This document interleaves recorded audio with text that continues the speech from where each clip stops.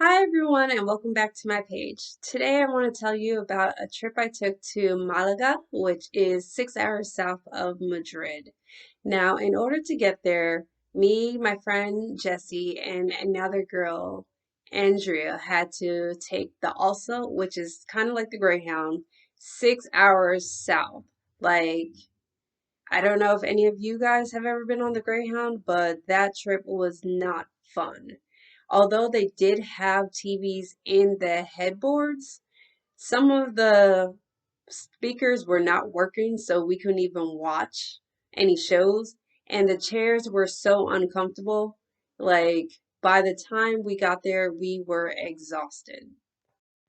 Now, I know the question is probably why would you guys subject yourselves to a 6 hour trip on a Greyhound like bus? Okay, so the thing is, we could have flown there, but tickets were running about 95 to 100 euros. And in order to take the ALSA, that was only going to cost us about 30. So we said, hey, I'm sure it's not that big of a deal. Let's just take the bus. And we could probably just sleep the whole way there. But like I said, the chairs were so uncomfortable that it was hard even just to take a nap on this bus. But I digress. Outside of the long bus ride, Malaga was a really nice city. They had some great landscapes there. For example, it's on the coast, so we're right by the ocean. They had this big fortress where you could see the entire city, as well as walk along the walls and see the ocean from there. So that was great to experience, as well as, like many places here in Spain, there were a lot of churches. And of course, Andrea was big on at least being able to see one of the huge Catholic churches that was in the city. And of course, like I mentioned before, there was the beach, which being in Madrid, we did not get anywhere near the ocean until this moment, and it was worth it. The water was beautiful. The sand was brown and golden at times, even though it was still kind of cold, which obviously it's been cold. It was nice to be able to walk along the sand as well as see other people enjoying making sandcastles. And they even had a sculpture that said Malaga right there on the beach. So it was definitely a great scenery to see.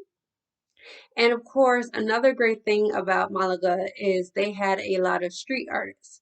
Now you have some here in Madrid, but on every corner, it seemed like there was a street artist. One that was very interesting to me was this guy that looked like a coal miner, and he just stood still forever. At first, you would think he's a statue, but once you put some money in his tin can, you see him start to come to life moving. I have to admit, when it happened, it terrified me. I'm going to show you guys a video of me putting the money in the tin can and then him starting to move his pitch. And I pretty much ran away because I knew it was going to happen, but I was still nervous when it did occur. So, outside of sightseeing, you're probably wondering what we ate while we were there. Now, as I said, we were along the coastline, so they had their own specialties, one being paella. Now, paella is a rice dish here in Spain where it's usually mixed with either pork or beef. Sometimes you can get it with seafood. And they also have another one called paella mixta, which is the one that I ate. It's a combination of beef with shrimp. And of course, as some of y'all might know, I love seafood, so I definitely had to try that dish. Another specialty that they have over there is called bocarones, which my friend Jessie is in love with. Now, bocarones is fried sardines. Now, if you like sardines, this would definitely be the dish for you. I would say, even though I don't eat a lot of sardines, that it was good. So if you ever go down to Malaga, you should try it. Another place that we went to is a restaurant called Brunch It. Obviously, we went for breakfast, and their specialty is a lot of healthy breakfast meals. Jessie ended up having toast with eggs Benedict. She doesn't like runny eggs, but with this dish, she really liked it. And of course, I never miss a chance to have waffles. So since they were offering it, I had a healthy waffle with some strawberries and blueberries on it, and they did not need to even add syrup because it was just that delicious. Now, another thing that I didn't mention is that when we went to Malaga, it was right before Thanksgiving. And so here in Spain, Christmas is a really big deal. So they already had lights up.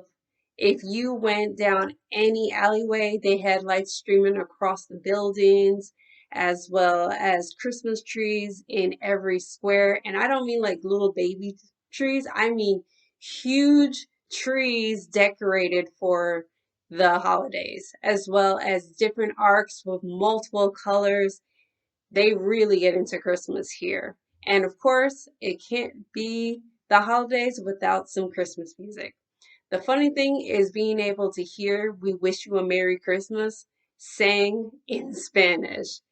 Me, Jesse, and Andrea had a laugh listening to this, and it is blasted in every alleyway going to the beach and all around the city.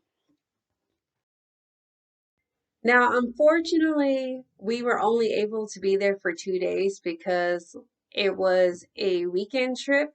But if anybody gets a chance to visit, I would definitely suggest spending at least 3 or 4 days exploring Malaga and, getting absorbed in the culture as well as the different foods and architectural structures that they have there. So that was my trip to Malaga. I hope you guys enjoyed it and you come back to hear more about what's going on with me and what I do here in Madrid. I will see you guys next time. Bye.